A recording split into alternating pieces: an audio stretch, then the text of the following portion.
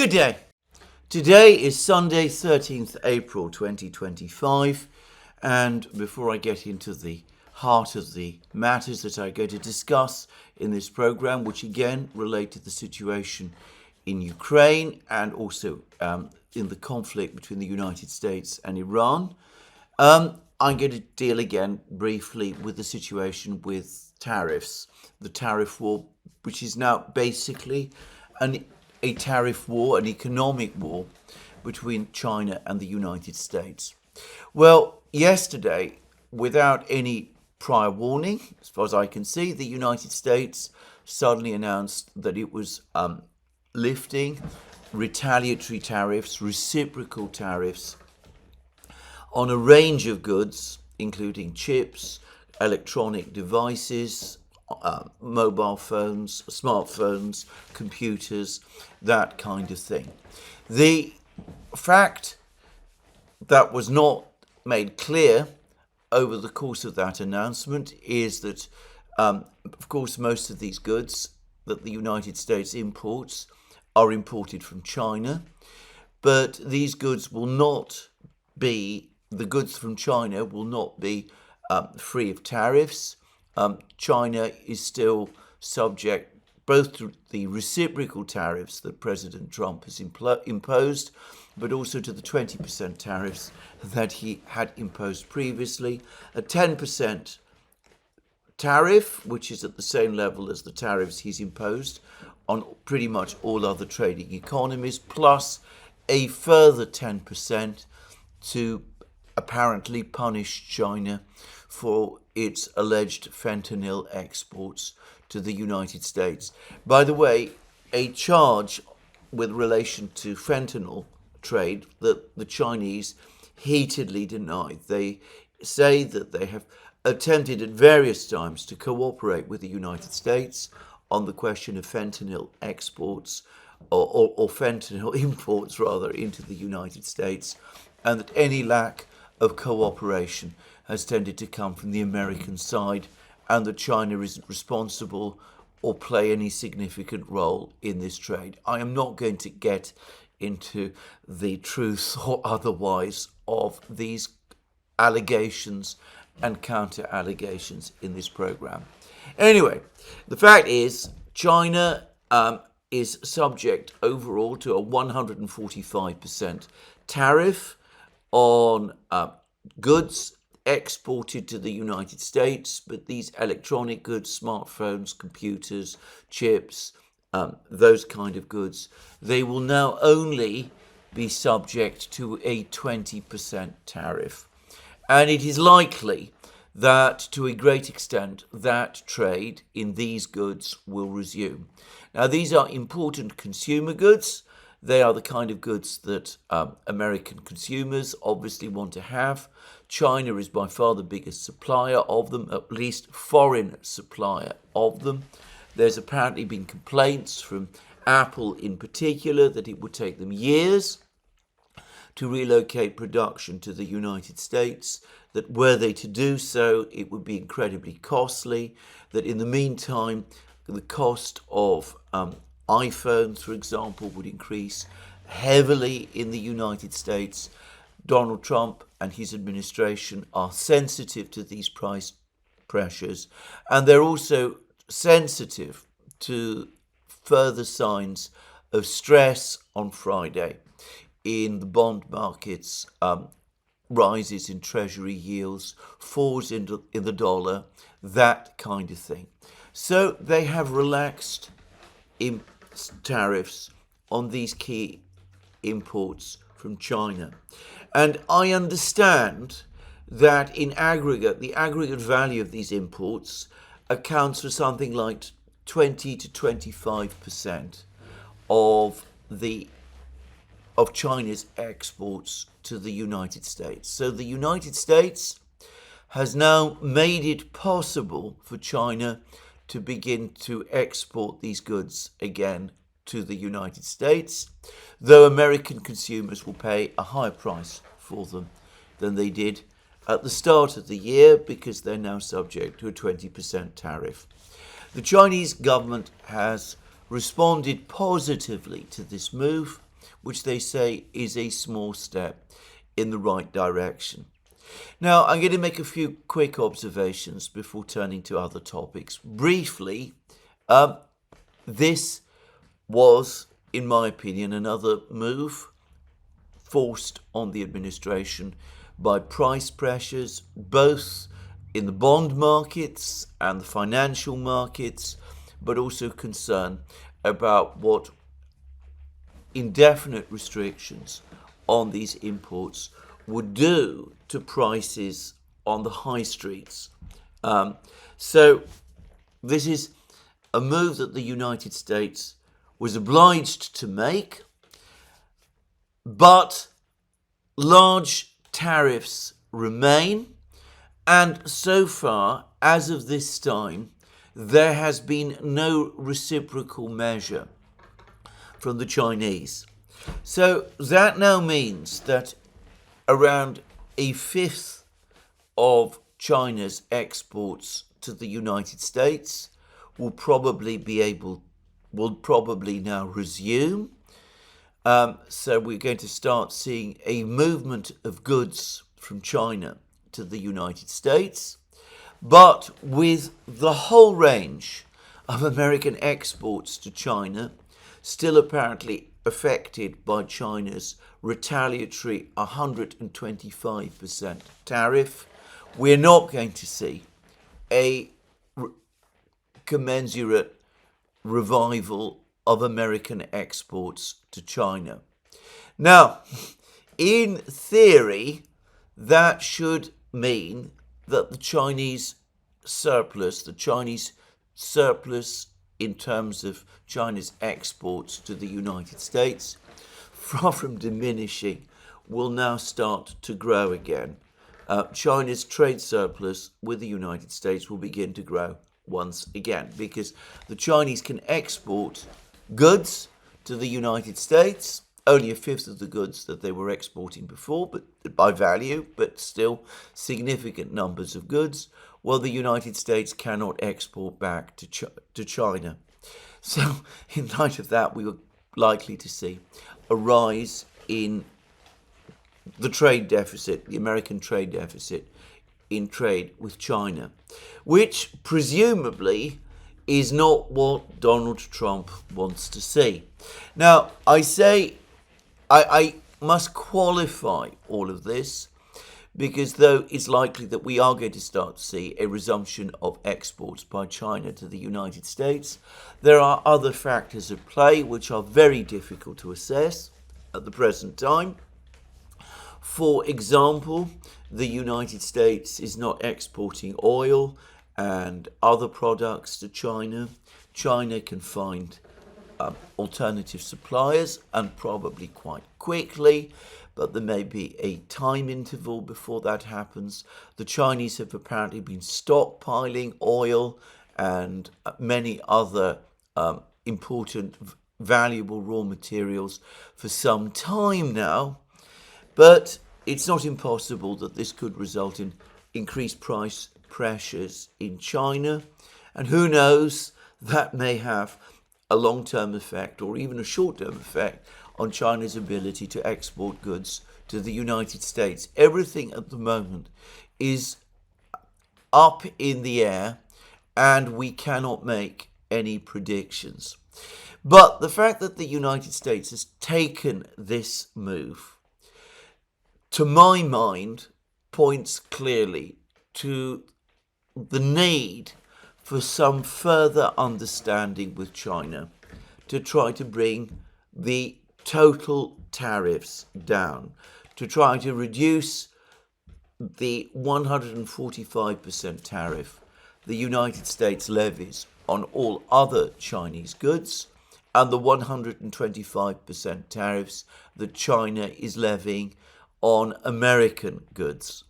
Unless this happens, I doubt that we will see a full return to stability in the financial markets.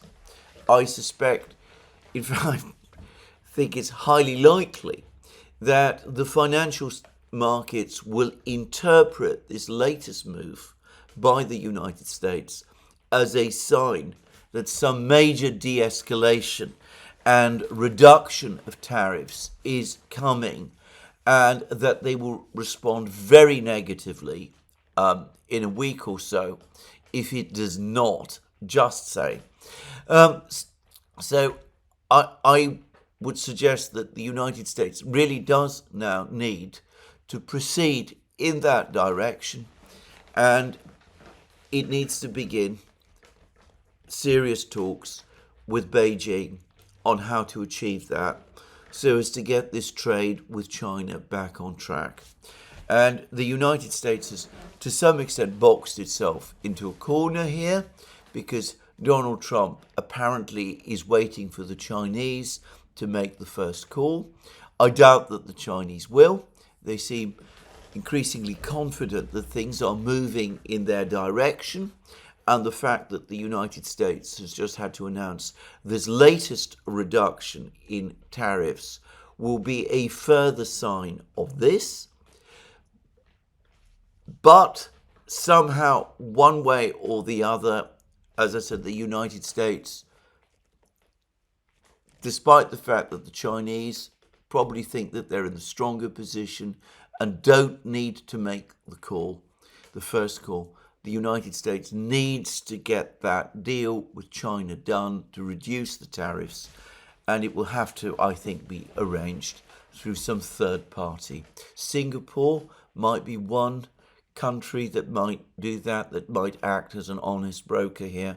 It has very important relationships with both countries, with both China and the United States, and it must be very concerned about the complex and difficult situation that has arisen at this time. So it has an interest in brokering a compromise. One can think of other countries, but it's not my purpose to cite cases.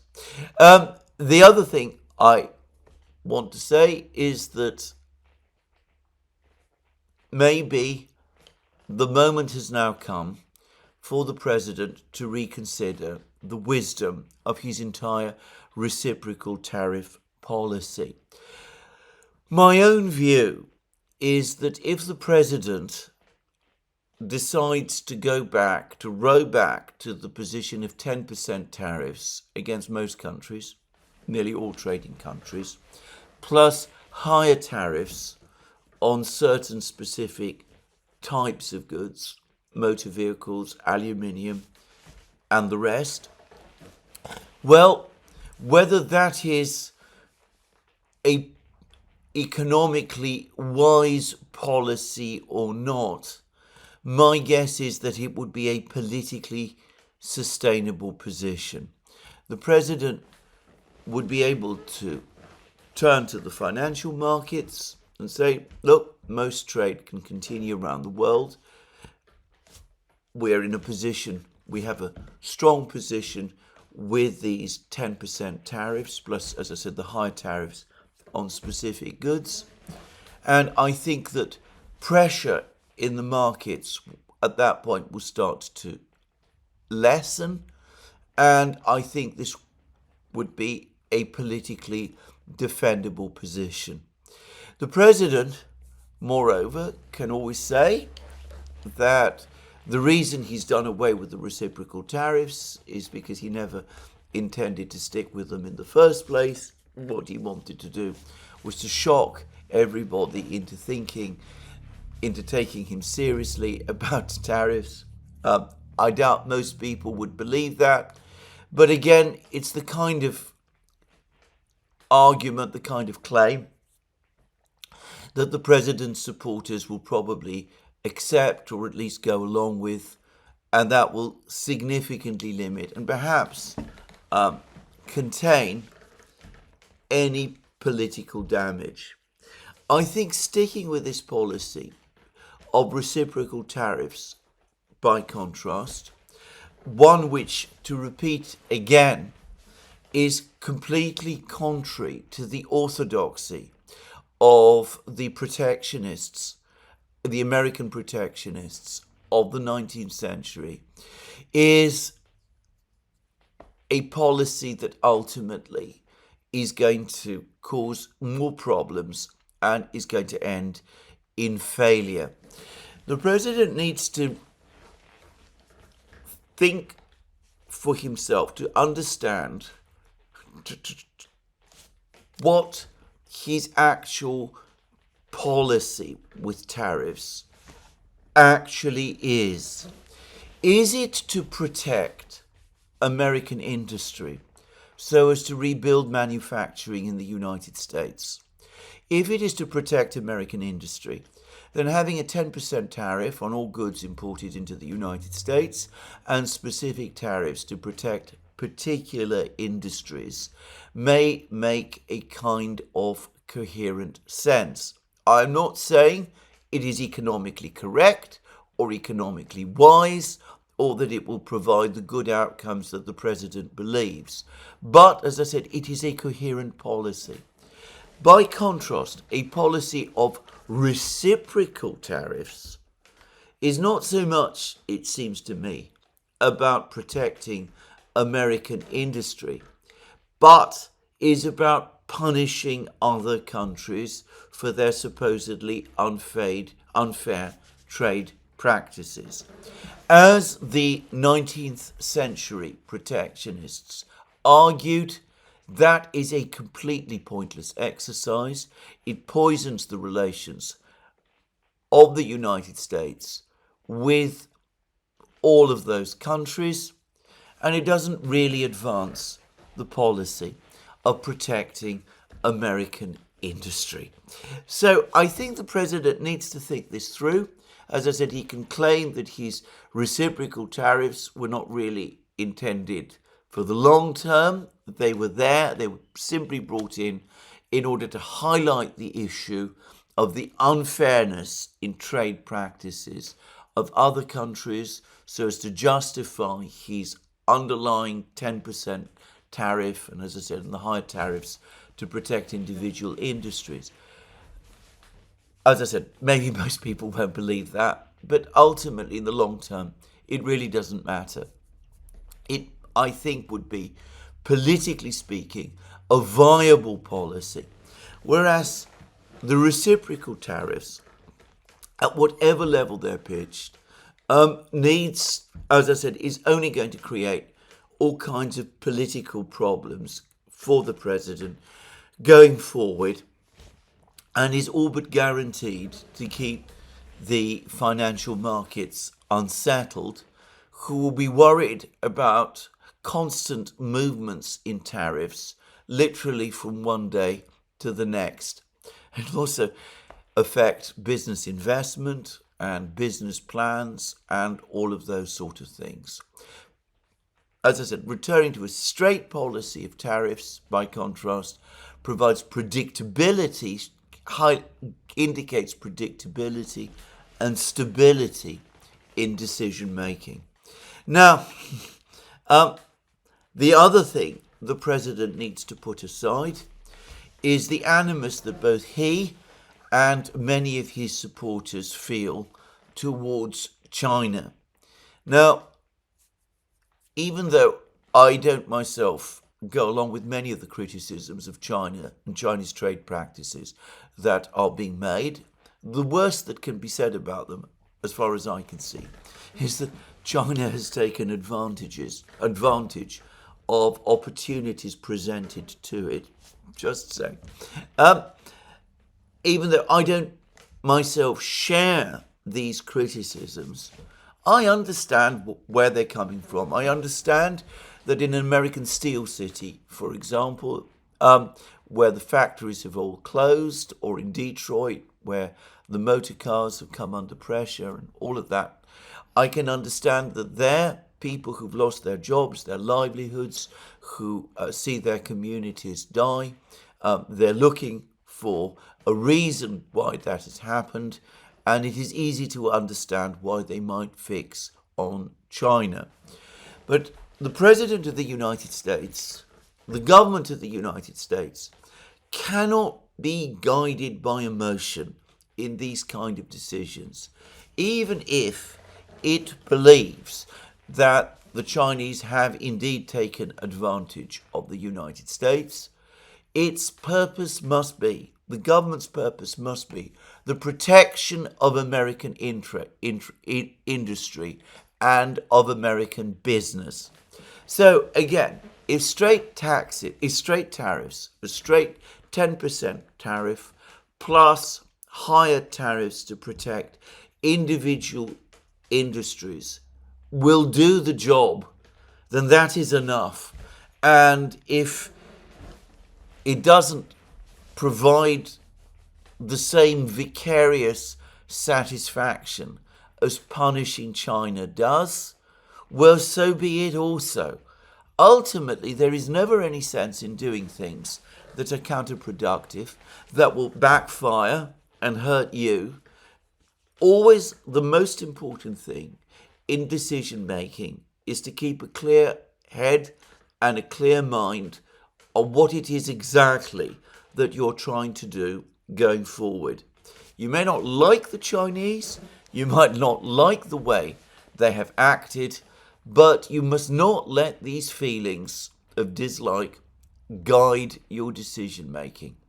So there it is. That's my, if you like, unsolicited advice to the president and his officials.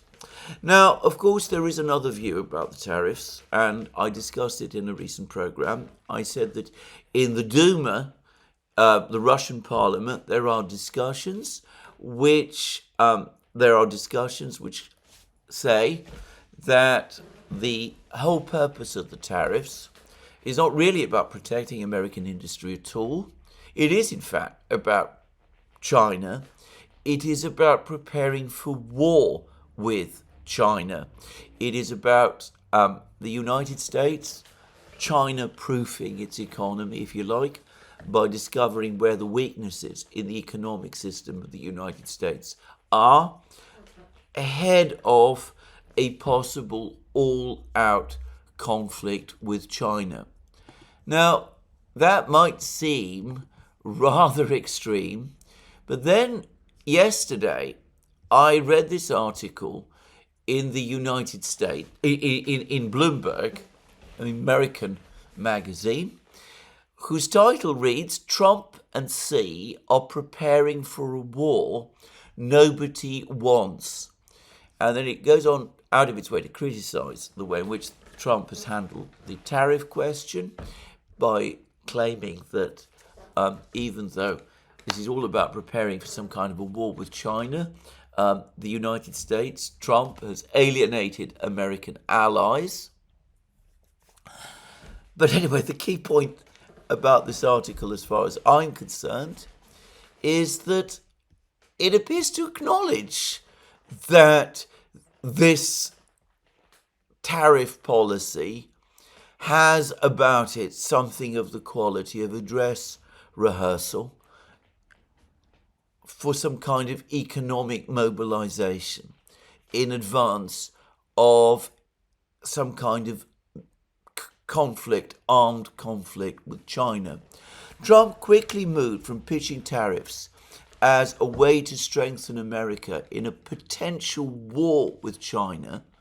I've not actually heard him say that, but that's what Bloomberg puts it, to imposing them on long-standing allies, sending global markets into a tailspin, and threatening a severe economic blow to nations the United States would need in any military conflict with the world's second largest economy. Notice the word military conflict. And then we go on to read that Xi Jinping appears to be thinking in terms of war to the same degree, and that in both cases, the United States and China are basically making preparations, economic preparations, before they eventually fight each other. Now, whether that is true of China, I can't myself see. I mean, I don't see that the Chinese have actually taken the first step at any point so far in this tariff or economic war, if you will. But I did find it astonishing that Bloomberg can be talking about a future war between the United States and China and preparations in the United States, economic preparations in the United States for that war, mirroring discussions about these tariff policies that have been happening in Moscow, with the Russians apparently telling each other that this is really all about the United States gearing up for a military conflict with China. I find it incredible that these discussions are taking place. These articles are commenting about all of this. A possible war between China and the United States, a military conflict between China and the United States, without apparently giving any thought to what that means. China is a military superpower. It has a large nuclear arsenal, which is growing in size. It absolutely has the capabilities to launch nuclear weapons against the continental United States. It has growing conventional forces in the Asia Pacific. If this really was a dress rehearsal for a war with China, then all I can say is God help us all, because this would be the most alarming development I can think of, and I cannot, to be honest, believe that that is indeed what was in the president's mind. I have to say also that if this is some kind of dress rehearsal for a war with China, finding out what the weaknesses are in the US economy, setting up so that it's to set up systems to protect the American economy from economic disturbance in the event that a conflict in China begins, well, then there is an extraordinary degree of dishonesty and indeed even duplicity about these American moves, because of course that is nowhere admitted, and is also pointless anyway, because if there is a war with China, an actual military conflict with China, then the economic consequences of that are unimaginable and simply cannot be prepared for. Just to say. Anyway, to repeat again, I don't personally believe that that is at the forefront of the president's mind. He's been talking about tariffs since at least the mid-1980s. I think he generally believes in tariffs, as I have said. I think in his own mind, this is ultimately about protecting US domestic industry. I don't think it has any other purpose. But if I'm wrong, if the people in Moscow are right, if Bloomberg is right, well, we are on an unbelievably dangerous path indeed. Anyway, that's what I'm going to say about this topic. I'm not going to bring it up again. I'm going to leave the topic of tariffs now. No doubt there'll be more to say about them tomorrow when the markets reopen. Anyway, what else has been going on? Well, Mr. Witkoff came to St. Petersburg. He met with Putin. He'd also met with Dmitriev. He had many hours of discussions with Putin. The meeting apparently lasted for 5 hours. So it's clearly an intense discussion. And as I discussed yesterday, the Russians have not provided any information, any detailed information about what Witkoff and Putin said to each other. However, Peskov, Putin's spokesman, has spoken, and I have to say this, and slightly to my surprise, his overall tone was actually quite positive. He said everything is moving ahead very well. Resurrecting relations basically from scratch is a very complicated thing to do. It requires very intense diplomatic and other efforts. The whole path consists of small steps to recreate an atmosphere of at least minimal mutual trust, to strengthen this mutual trust. This is what is being done now by the special services. Communication is taking place between the Foreign Ministry and the State Department. And Peskov then went on to say that talks between Russia and the United States have a lot of nuances related to the resumption of normal operation of their diplomatic missions. Now, most of these words appear to relate to the contacts between the Russian Foreign Ministry delegation led by Ambassador Darchiev and the Americans led by Suzanne Coulter in Istanbul about re-establishing diplomatic, proper, full spectrum diplomatic contacts. But I cannot imagine that Peskov would be talking in this positive way if there wasn't some feeling in Moscow that the meeting between Putin and Witkoff had gone, on balance, rather well. Now, I have received further information about the guidance that the Kremlin has provided the Russian parliament about the meeting with Witkoff, and it rings true. And apparently there's been a whole briefing paper, which obviously I haven't seen. I suspect it's a strongly classified document. But there are some talking points. There's some particular themes which are being apparently circulated by the Kremlin, which were conveyed by the Kremlin to the parliament and which were set out in this briefing paper and which are being talked about inside the parliament. Firstly, on the topic of Ukraine, the Kremlin is telling the Russian parliament that Putin didn't give an inch, that the Russians continue to insist on their prior positions.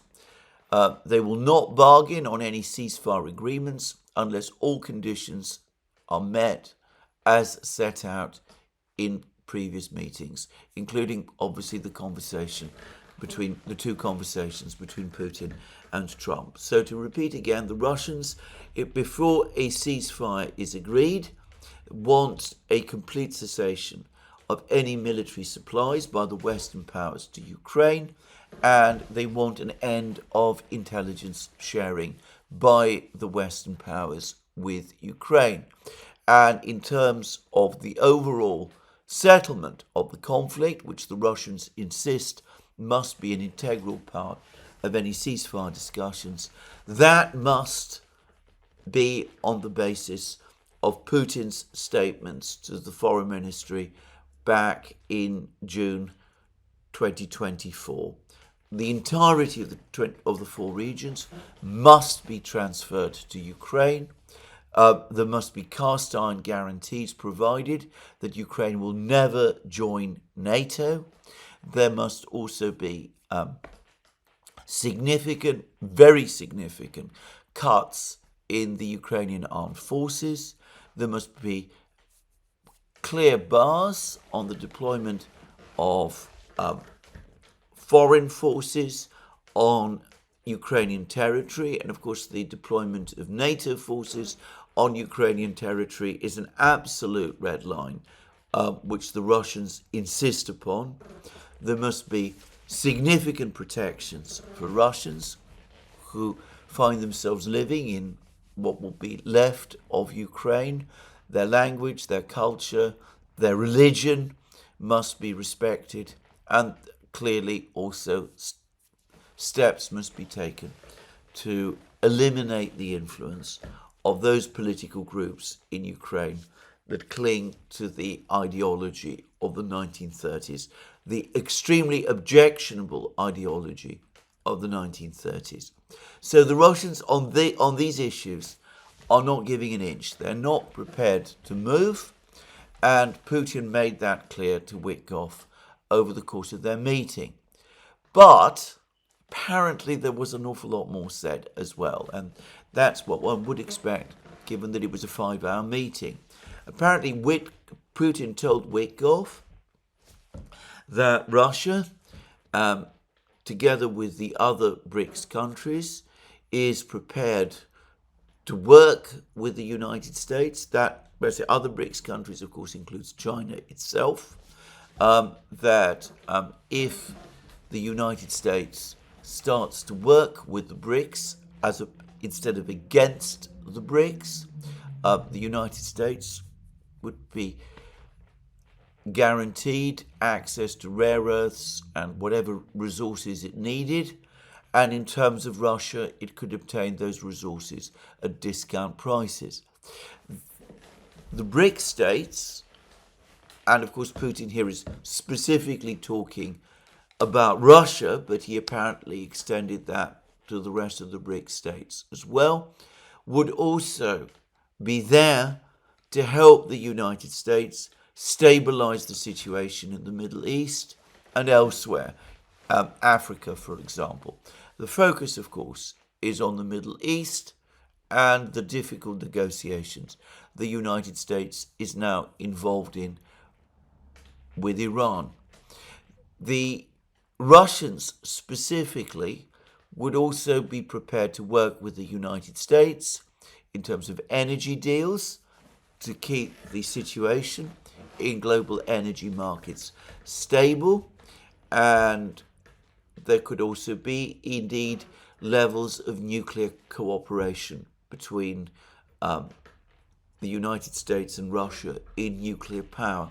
And Putin will have gone out of his way to point out to Witkoff that Russia today stands at the absolute forefront of nuclear power engineering technology.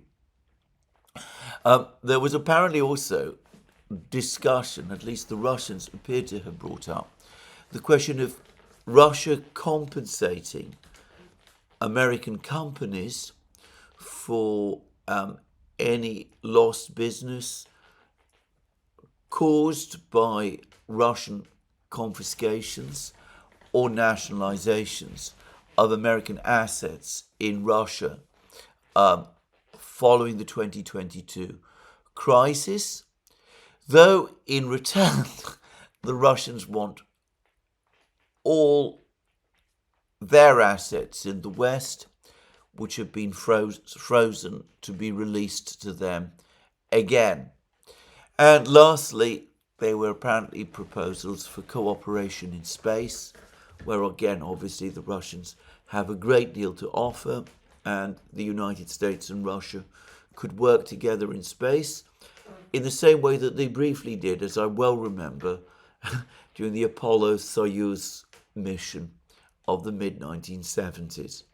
So, a clear package of proposals made by the Russians to the Americans, pointing out what the benefits for the United States of cooperation with Russia, and not just Russia, but the other BRICS states as well, would be. But ultimately, on Ukraine, the Russians are not prepared to give an inch. It remains for them an existential question. I am quite sure that the Russians do not consider Putin's proposals made in June 2024 to be maximalist proposals, as they are always described in the Western media. On the contrary, I suspect that those proposals were discussed at very, very great length within the Russian power structures before Putin made his speech to the foreign ministry in June 2024. I suspect there were probably discussions, maybe even heated discussions, in the Russian Security Council about them, and other stakeholders within the Russian system, the military leadership, certain of the economic ministries, were probably also involved as well. And those proposals, which Putin then presented to the foreign ministry, probably represent a consensus reached within the Russian power structure as to what Russia could accept, and it is the minimum of what Russia could accept. I suspect that there was considerable dispute and disagreement about this, and I suspect that some of the more hardline elements, or shall we say some of the elements that are more suspicious of the United States and of the West, quite plausibly pressed for lots more. Control of the whole of Ukraine's Black Sea coast, control of Odessa, Kharkiv maybe also, that sort of thing.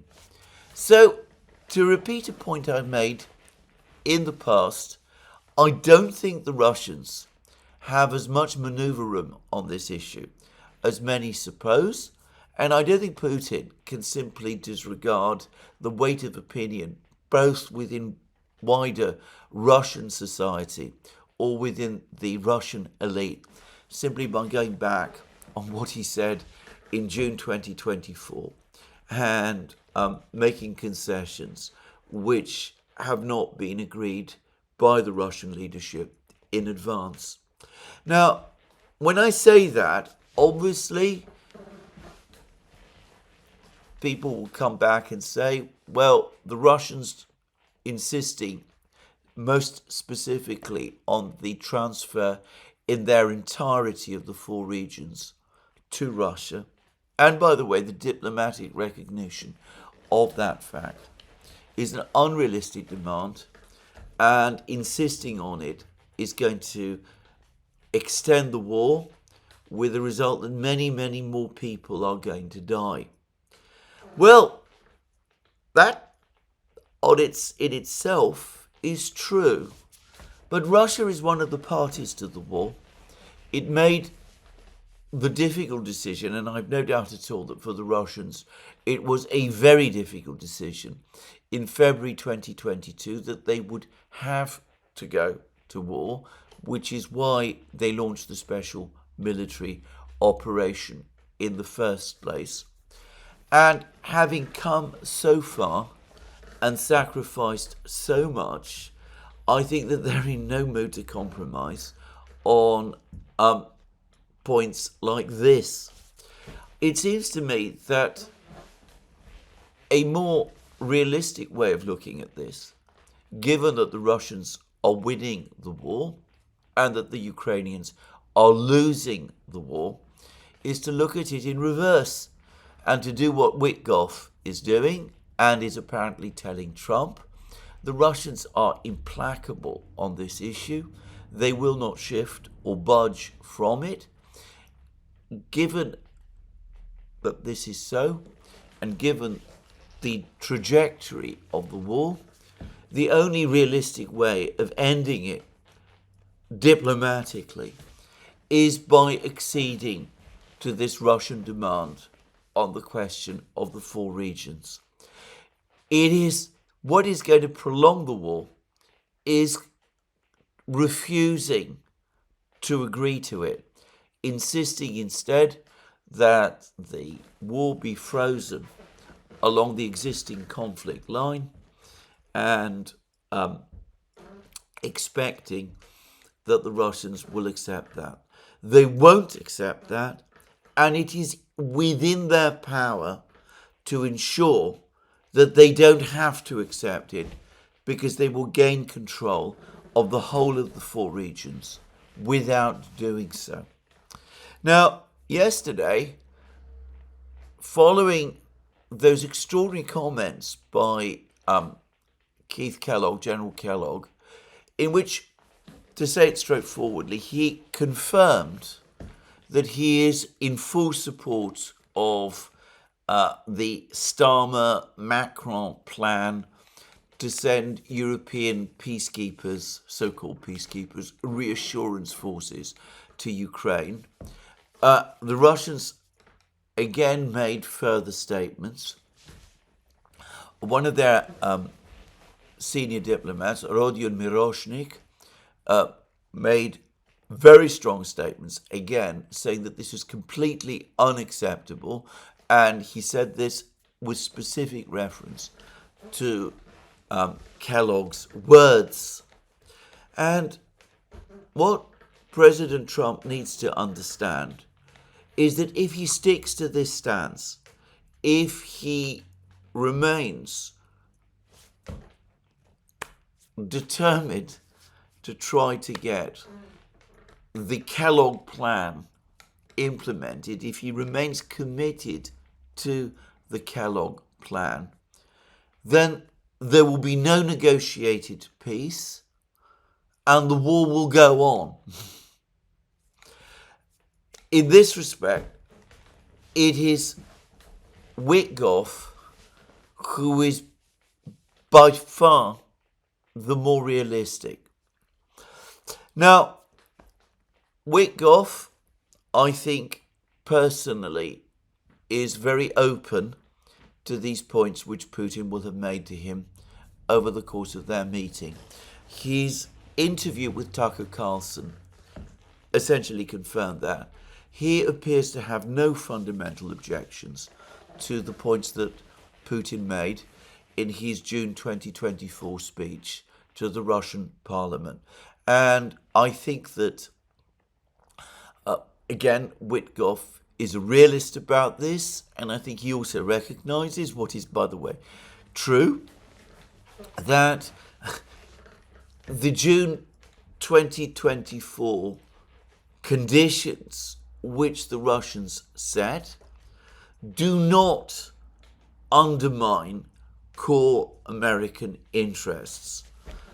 The core American interest at the moment is to end the war, hopefully by a negotiation, avoiding an open-ended confrontation with the Russians in Europe, so as to draw down forces in Europe, perhaps redirect them to the Asia-Pacific region, but also ultimately to secure peace. That is the true American interest. Worrying about the status even of a big city like Zaporozhye in a region that used to be a core area of the Soviet Union is not a core American interest, though it is a core Russian interest. For the Russians, this remains an existential matter. It is a part of their identity. It is a question, it relates to a question of their fundamental security. So I think Witkoff understands this. I'm afraid he is coming up, when arguing against people like Kellogg, against an American foreign policy consensus that persists in believing that Russia is weak and can somehow be compelled into compromises that it doesn't want to make, and that it can be forced to accept American terms. If that were true, we would not today be in the position in which we are, when it is the Russians who are advancing right across the front lines, when the Ukrainian offensives and counteroffensives have all been defeated, and defeated catastrophically, and when the Russian economy is steady and strong, and when it is the Western economies, by contrast, which are in increasing difficulties. So there has to be an acknowledgement of a lack of American leverage over Russia. There simply isn't the leverage over Russia to get the Russians to change their positions on these fundamental questions. and also a recognition of where American interests are and where Russian interests are also. The Russians have defined their interests in tough but realistic terms. They are making what, from their point of view, are very moderate demands. And these demands are not of a kind where it makes sense for the United States to refuse them. I'm going to make here an observation, which is that putting aside the enormous strength of the neocons in the United States, in the State Department, in Congress, their long dominance of American foreign policy, which extends all the way back to the late 1980s, the last years of the Reagan era, the beginning of the George H.W. Bush era, but especially the Bill Clinton era. The trouble is that the entire American political system has been shaped around neocon thinking. And it seems to me as if this has also proved to be true of the highest levels of America's military leadership. We have all of these generals, Kellogg is just one, but all of these generals who have risen to the levels that they have, in part because they have accepted the neocon consensus. It's become very clear to me from talking to American military officers today that beyond a certain point, American officers cannot achieve promotions unless the political powers are satisfied that they have what might be called conformist political views. And that means, of course, conformist political views, first and foremost, about foreign policy. And I say this because in spite of the disastrous failure of the American military intervention in Ukraine, it's quite clear to me from recent testimony that one of the major generals, one of the most important generals involved in all of that military organizing, planning, which ended, as I said, in one failure after another, General Cavoli, has learnt nothing from what has happened in Ukraine. And I haven't seen a single senior American military official above 4-star rank who seems to have any ability to rethink what happened either. They all speak from the same hymns, they all sing from the same hymn sheet.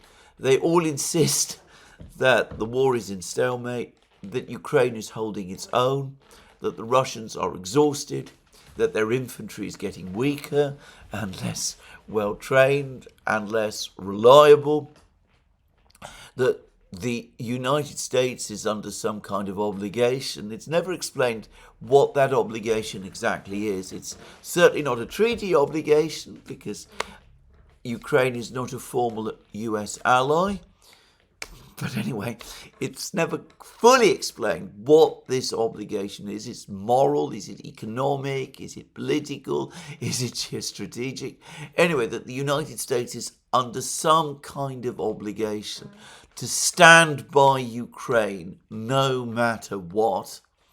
And there doesn't seem to be any willingness to address the problem of resources, or rather the lack of them, to continue this conflict in Ukraine. And I'm afraid that Kellogg, as a general, admittedly a rather older general, who presumably gained much of his experience in the period before the neocon ascendancy.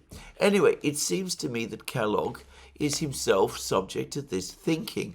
He understands that there were mistakes made, that Putin wasn't treated with the respect that he merited as the leader of a great power, that Russian interests were disregarded, but he doesn't seem to be able or capable of imagining a situation where the United States must concede anything of substance to the other side in order to achieve peace, a peace which is in its own interests.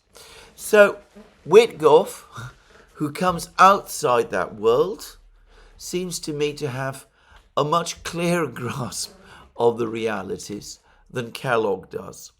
And I hope that the president at some point comes to understand this. Now, I have read over the last couple of hours that the president has made some further comments. Unfortunately, I can't confirm whether he has indeed made them. I've gone to his Truth Social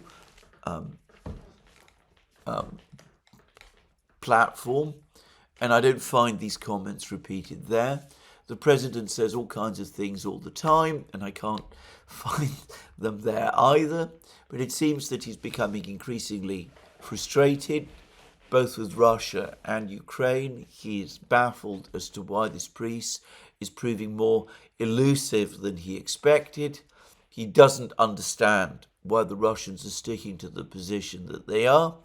But he's also extremely aggrieved with Ukraine. He's very angry that the Ukrainians are holding back on the mineral rights deal, that they won't hand over their pipelines to the United States, and all of these things. If I am correct in believing, which I do, that the president has been making comments to the effect that it really is a case that neither side, neither Russia nor Ukraine, seem to be keen to move towards peace at the moment. If that is true, then I would actually suggest that that is in some ways, on balance, a sign that he is indeed moving in the direction that I suggested yesterday. Finally, ending the American involvement in the war, but perhaps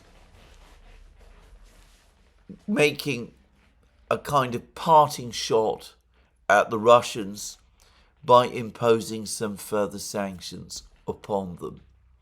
Now, in reference to the second, if that is what the president does intend to do, then I would hope that the tariff events have taught him that excessive sanctions on the Russians at this time are not a good idea, and that the sanctions that he will impose on the Russians are token ones.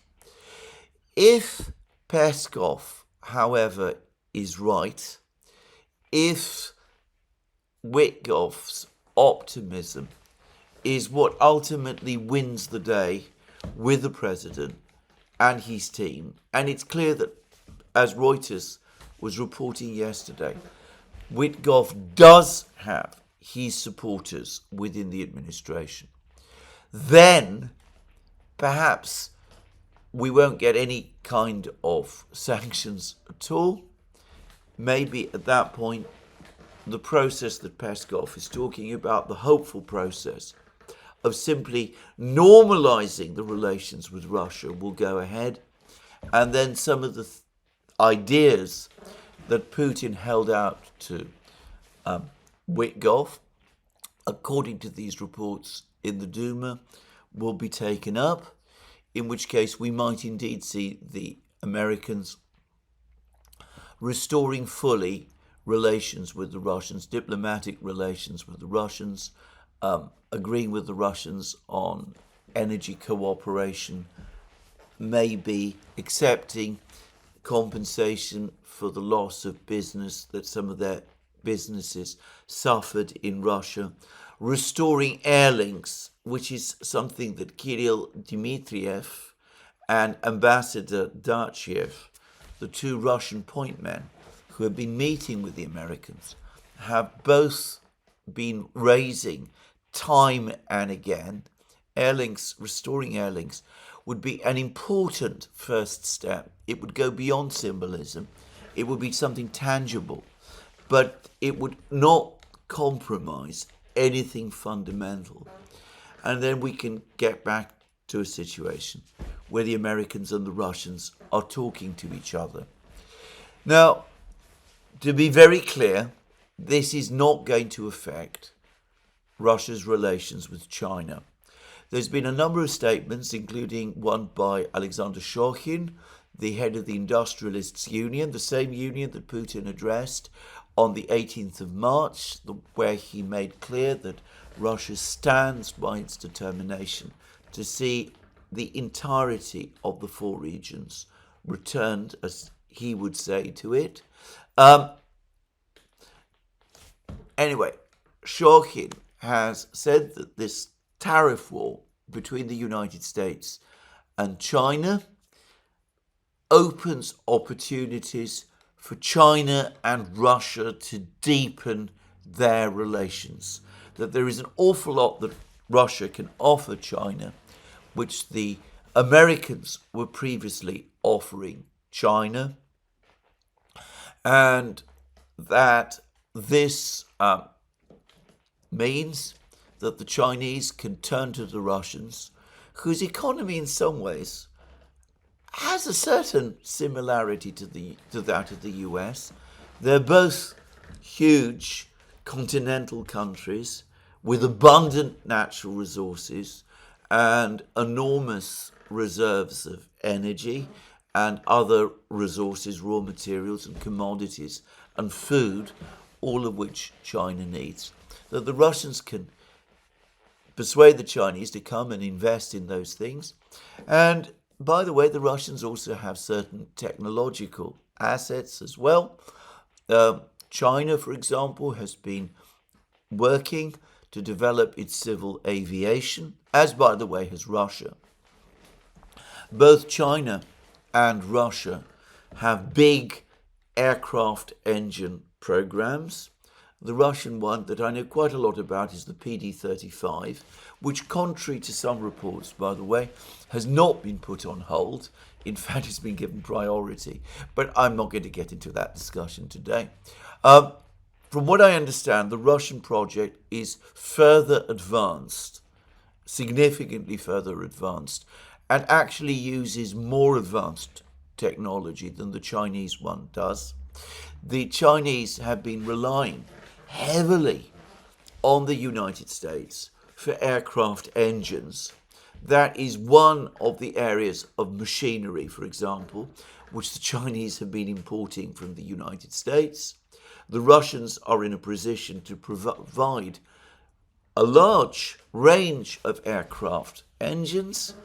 They could perhaps agree joint production with China and perhaps even return to earlier projects for joint development as well that had been floated between these two countries a few years ago, but which were not then advanced as China and Russia decided to each develop their aircraft industries, their aircraft building industries, independently of each other. So the Russians are talking about all of that with the Chinese, but that does not preclude economic cooperation at some level with the Americans also. And ultimately, were that to happen, as Putin apparently told Witkoff, it would be a stabilizing event in global affairs. Well, I hope the Americans will heed that and will follow Putin's advice.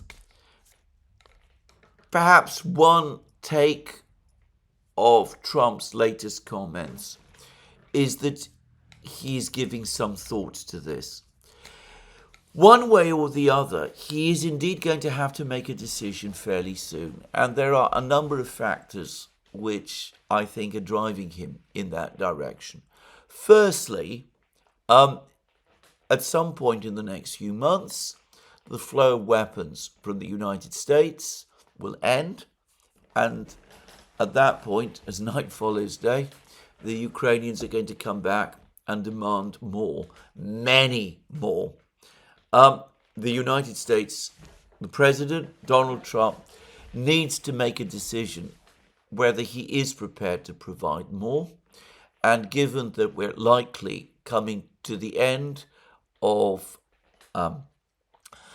Joe Biden's $61 billion appropriation made last April, apparently there's $3.5 billion left.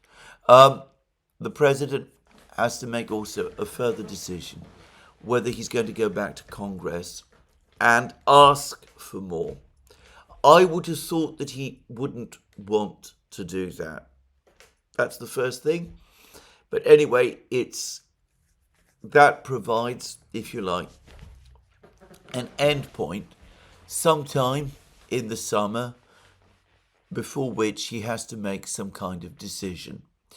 The second factor that I think the president needs to think about, Donald Trump needs to think about, again, is the military situation on the ground. Now, I've discussed the military situation in a certain amount of detail in my penultimate program. There have been many more reports over the last 24 hours, and they all appear to confirm this picture of a gathering Russian wave in the war. Now, there's been many reports about the Russians pushing more further into Sumy region. They seem to have crossed the border now in yet another place in Sumy region. There's apparently now ongoing fighting for well, it's not even a village, the hamlet of Athleisure, which is located right on the border between Russia and Ukraine. It's in Kursk region, just inside Russia. But it's a tiny place.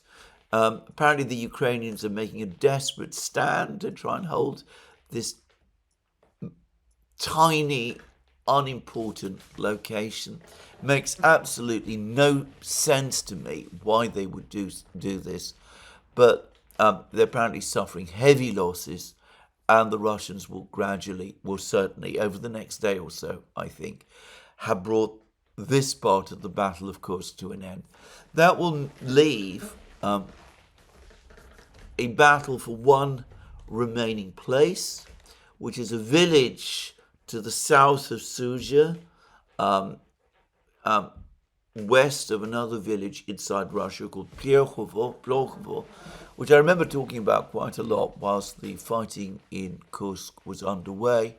Anyway, this village, which I believe is called Gornyak, is still being bitterly fought over.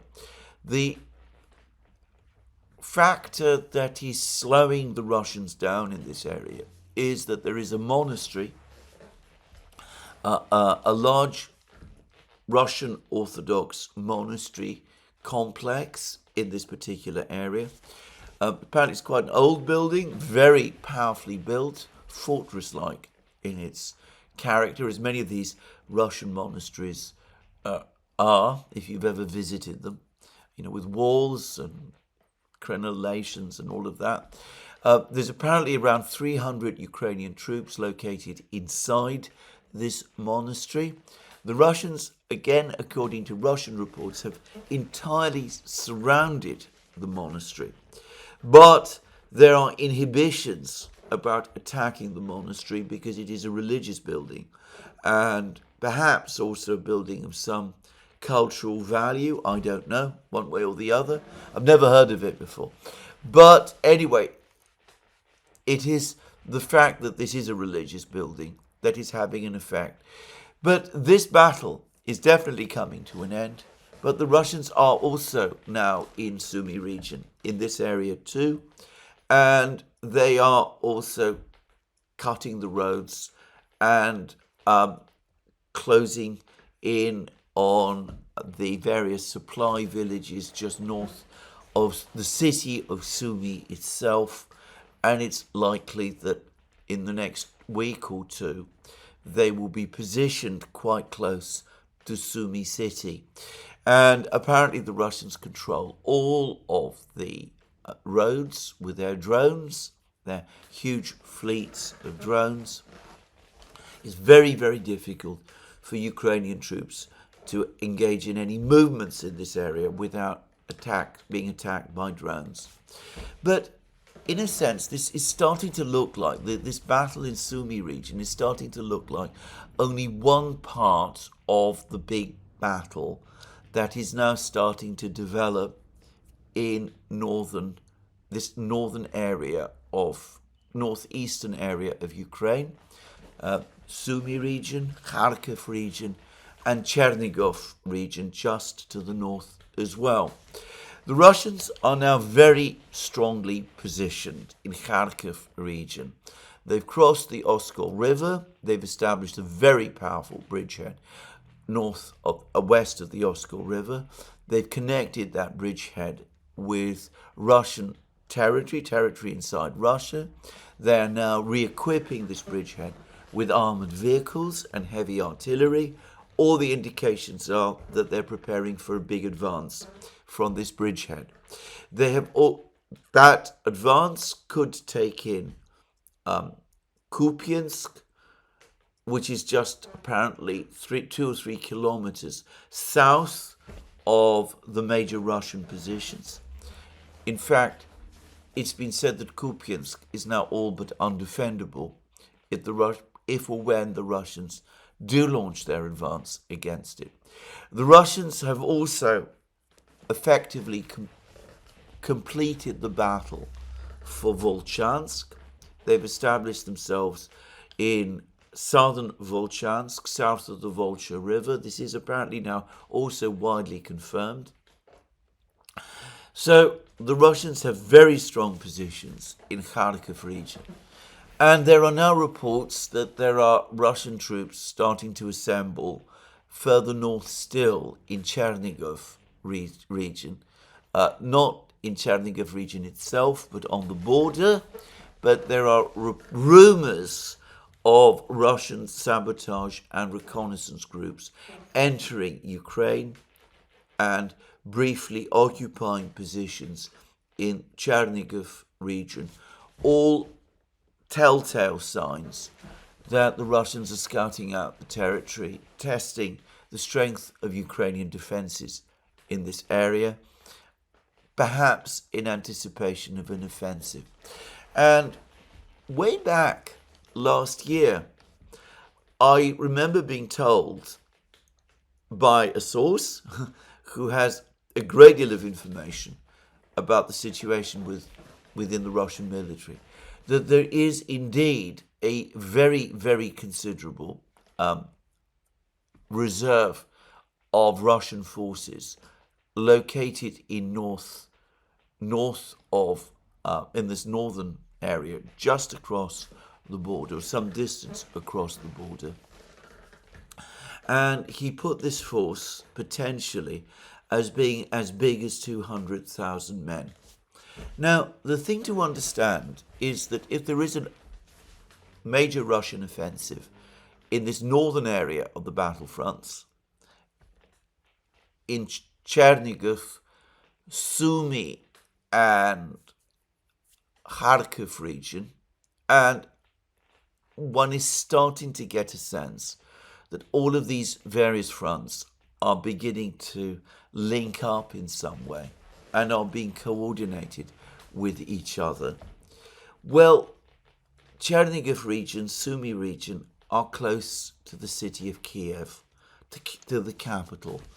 And if there's a big offensive, with the Ukrainians already overextended across the whole contact line, and with their forces becoming depleted, then there could be a breakdown in Ukrainian defenses, and the Russians could find themselves again very close, or perhaps just outside Kiev itself.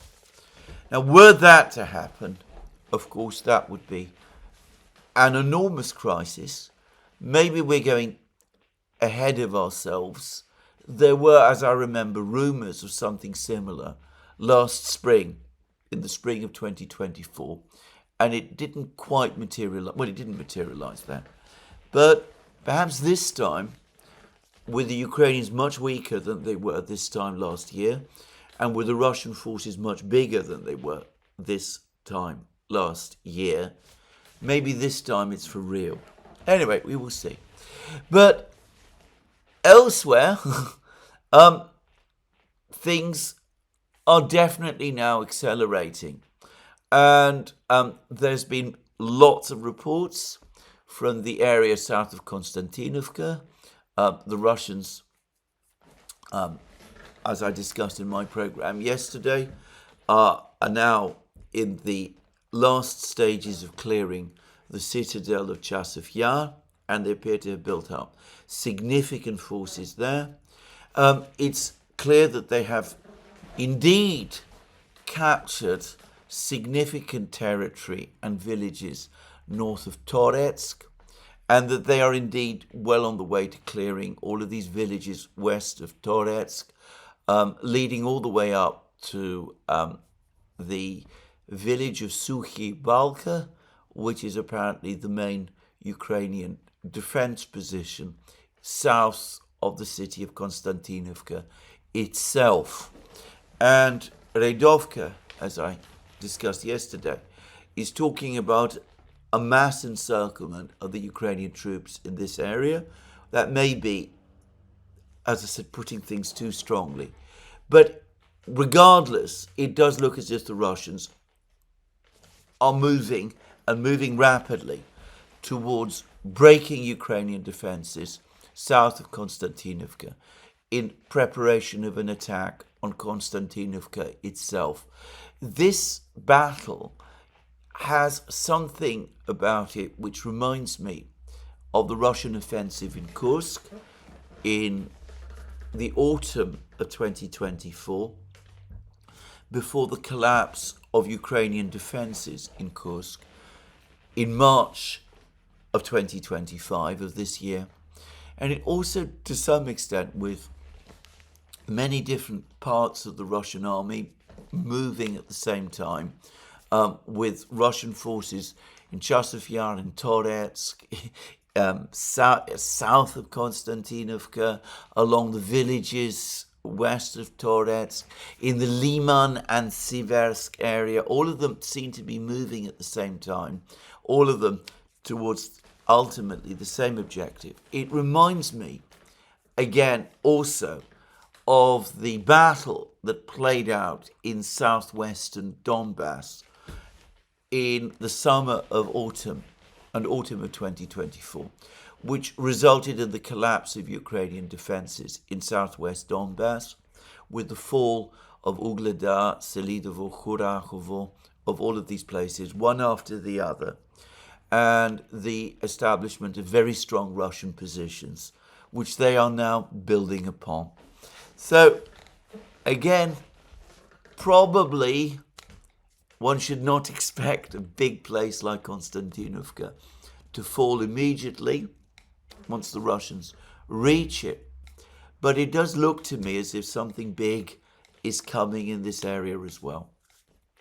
And lastly, today we have had confirmation that the Russians are indeed in full control of Kotlino, southwest of Pokrovsk. I've never myself had much doubt about this, that the Russians seem to be pushing further west of Pokrovsk, that they seem to have resumed their offensive to basically encircle Pokrovsk, even as their forces close on Novopavlivka and also on other places further south. I discussed this all yesterday, all with the apparent intention of breaking into Dnipro region.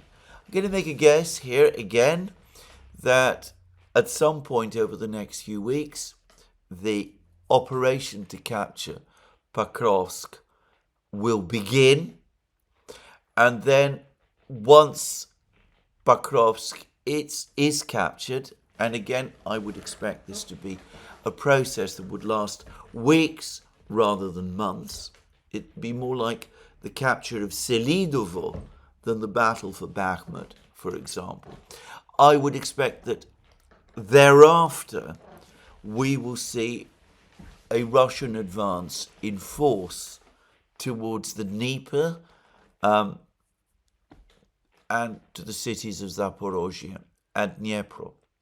Well, the cumulative effect of all of this, especially with Russian dominance of the skies, there were reports today that an F-16, another F-16 was shot down with its 26-year-old pilot. The BBC is saying quite clearly that it was shot down by a Russian missile. The Ukrainians are putting out a story that it was shot down in a friendly fire incident. I'm sure the BBC is correct, by the way, just saying. But anyway, with Russian dominance of the skies, with Russian drones now increasingly interfering with Ukrainian supply lines, with the weight of military power increasingly tilting in Russian favor, I think, again, this has to be a pressure point on Donald Trump's ultimate decision. Come August, it may be impossible any longer to sustain the narrative, the stalemate narrative. And at that point, maybe he will finally tilt to the position that the conflict is being won by Russia, and that it really is the moment when the United States, given that Ukraine is also proving obdurate in relation to the mineral rights agreements and all of that, the moment has finally come for the United States to cut its losses and to repair its relations with Russia. Well, we shall see. At the moment, everything is in the air. We see conflict in Washington. The president is probably mostly focused on his tariff policy and all of those issues. There's a battle underway, clearly, between Kellogg and Witkoff. The president himself has not fully made up his mind, and we will see where it all goes. Anyway, in the meantime, Witkoff is also trying to conduct negotiations in some other area as well. We've now had information coming out about the meeting that took place in Oman between the Americans and the Iranians. It was not a face-to-face meeting. The Iranians and the Americans didn't meet each other, but discussions did take place, and the American team appears to have been led by Witkoff. And Witkoff is putting a positive spin on these discussions. And so, interestingly, are the Iranians as well. Now, I'm going to take this from the Tasnim news agency, which is an Iranian news agency. It says that the Iranian Foreign Ministry's spokesman, Esmail Bakai, said in a statement on Sunday that Iran had retained its previous stances in the talks that were held in Muscat. Iran has an unchanging policy that the talks must focus on the nuclear issue and the removal of sanctions without any discussion about other topics. So no discussions about ballistic missiles, about the support by Iran for the Houthis and the Hezbollah and all of that. No discussion about the Iranian political system. That those topics are not up for negotiation. But Iran will talk about its nuclear program. And Mr. Bakai then went on to say that reaffirming Iran's right to protect its nuclear science, technologies, industries, infrastructure, and achievements, The Islamic Republic of Iran is prepared for dialogue and interaction to give assurances about the peaceful nature of its nuclear program. We are committed to employing all capacities to protect the legitimate and legal rights of the Iranian nation as a member of the Non-Proliferation Treaty and the Safeguards Agreement. Now, that appears to say that Iran is still committed to the Nuclear Non-Proliferation Treaty, which means that it is not seeking a nuclear weapon. The discussion is about providing acceptable guarantees to the United States that that is not what Iran is seeking to do. Now, there are reports in the American media that say that the Iranians came to Oman with a set of proposals. This is that they would reduce the refinement level of their nuclear enrichment program, or even stop it entirely, that they would dispose of their existing stockpile, presumably by shipping it to Russia, that they would take steps to beef up surveillance of their nuclear sites, but that in return they did expect significant sanctions relief from the United States. As Alistair Crook absolutely correctly said in a program that Glenn Deason and I did with him on Friday, that is essentially JCPOA 2.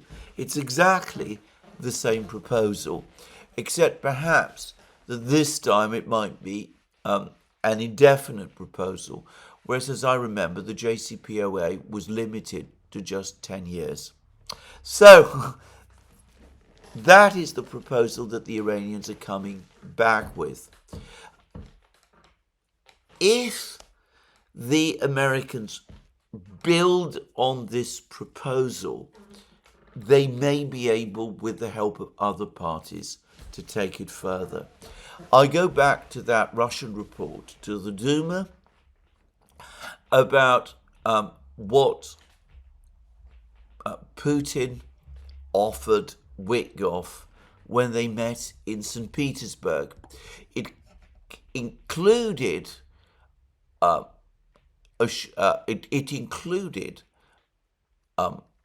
offers to help stabilize the situation in the Middle East. And as I said, that does point to Iran.